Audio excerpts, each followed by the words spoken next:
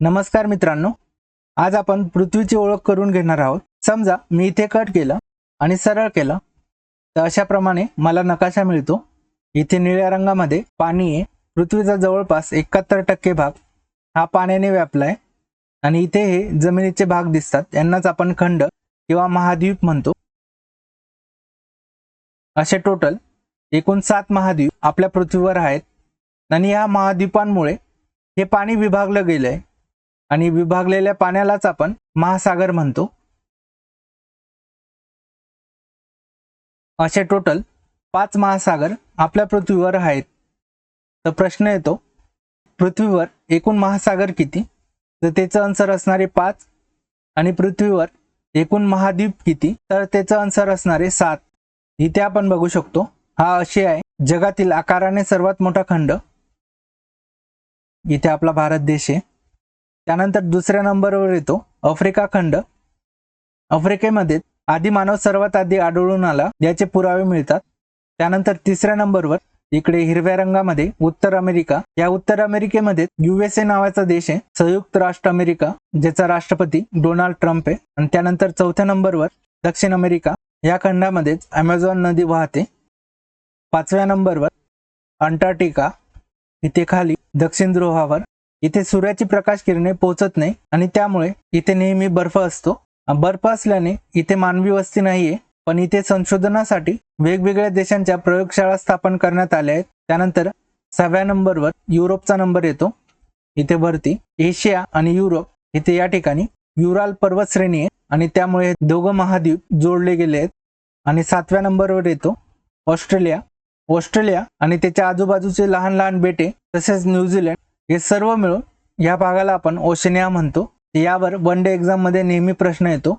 हे तर आपण आकाराने बघितलं, पण प्रश्न लोकसंख्येनुसार पण येऊ शकतो, तर तेही तुम्हाला माहिती पाहिजे। तर लोकसंख्येनुसार आशियाचा नंबर पहिला येतो, आकाराने मोठा आहे आणि लोकसंख्येने। दुसऱ्या नंबरवर आफ्रिका येतो, हा पण आकाराने दुसऱ्या नंबरवर येतो, पण तिसऱ्या नंबरला युरोप येतो, इथे वरच्या साईडला। चौथ्या नंबरवर उत्तर अमेरिका, 5व्या नंबरवर दक्षिण अमेरिका, 6व्या नंबरवर ऑस्ट्रेलिया आणि शेवटी अंटार्क्टिका।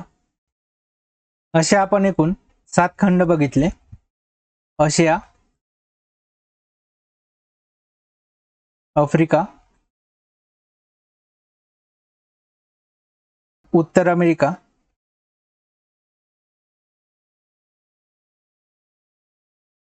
दक्षिण अमेरिका, अंटार्क्टिका,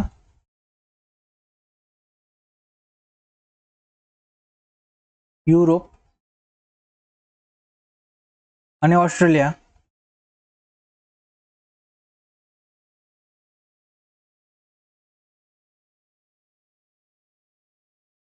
असा यांचा क्रम आहे लोकसंख्येने।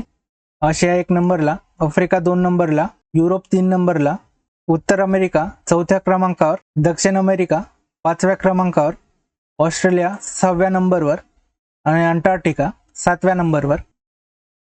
आय होप आता लक्षात राहील। आता आपण महासागर बघू। इथे हा आपला भारत देश आहे आणि त्याच्या खालीच हा आहे हिंदी महासागर। भारताच्या नावावरनं याला हिंदी महासागर नाव देण्यात आलं।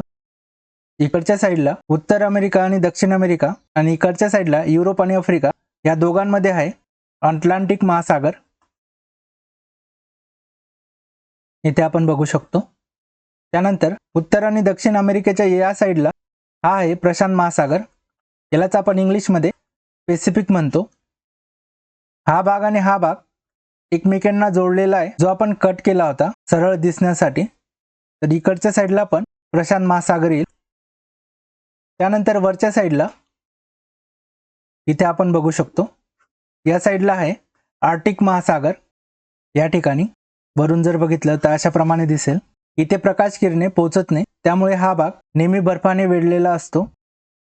आणि त्यानंतर खालच्या साईडला या ठिकाणी अंटार्क्टिकाच्या आजूबाजूला इथे आपण बघू शकतो, खालून जर बघितलं पृथ्वीला तर अशा प्रमाणे हा अंटार्क्टिका आहे आणि त्याच्या आजूबाजूला जे महासागराचं पाणी आहे त्याला आपण दक्षिण महासागर म्हणतो। यात एक लक्षात घ्या, आर्क्टिक आणि अंटार्क्टिक यामध्ये कन्फ्युजन होतं। आपण कोणतीही सुरुवात वरून करतो तर वरच्या साईडला आर्टिक म्हणतो आणि त्याचं उलट अंटार्टिक, इथे फक्त अन हा प्रत्यय लावला आहे. तर आय होप असं तुमच्या लक्षात राहील. तर अशा प्रकारे आपण 5 महासागर बघितले, त्यांचा आपण आकाराने क्रम लावू. तर पहिल्या नंबरवर येईल सर्वात मोठा महासागर म्हणजे प्रशांत महासागर, हा दिसतोय. त्यानंतर दुसऱ्या नंबरवर हा अटलांटिक महासागर, तिसऱ्या नंबरला हिंदी महासागर, चौथ्या नंबरला हा अंटार्क्टिकच्या आजूबाजूला दक्षिण महासागर आणि पाचव्या नंबरला आर्टिक महासागर. तर अशाप्रमाणे आपण हे 5 महासागर बघितले. आपण या ठिकाणी लिहून घेऊ. सर्वात आधी प्रशांत महासागर, आकाराने सर्वात मोठा.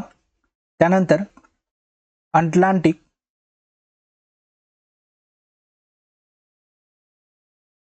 त्यानंतर हिंदी महासागर, भारताच्या खालचा. त्यानंतर दक्षिण महासागर आणि शेवटी आर्टिक. अशा प्रकारे हे 5 महासागर. आय होप तुम्हाला आजचा टॉपिक समजला असेल.